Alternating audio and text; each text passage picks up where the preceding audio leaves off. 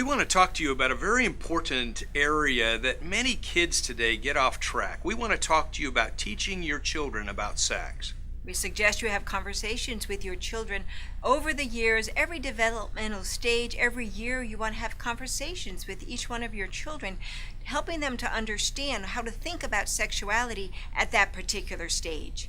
It is not enough to have one conversation with your kids before they hit puberty and think you're done. Because our kids are continually being bombarded with messages about sexuality from the neighbors, from their peers, from the media. It's all around them. And so we want to equip them to know how to think about the things that they're seeing and hearing.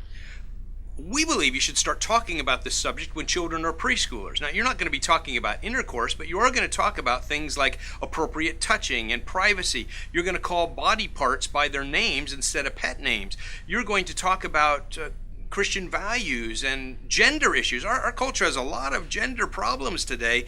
Now's the time to start talking to our children, help them understand that God made a man and God made a woman. Let's talk about what those gender issues are for children.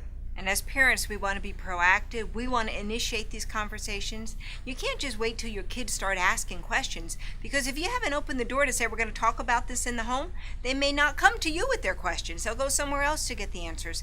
And that's not what we want as parents. We want to equip children with the information and the values that go along with that. So having regular conversations is very important.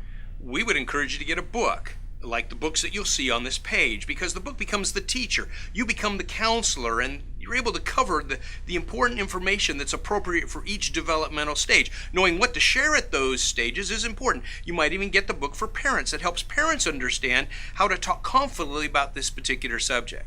So we have different books available for different developmental stages, sharing different information each stage along the way. Remember, you want to do this in the context of Christian values, so that's why we like the resources on this page, because they'll help you understand ways to communicate this very sensitive and important subject in the context of God's creation. God is moving.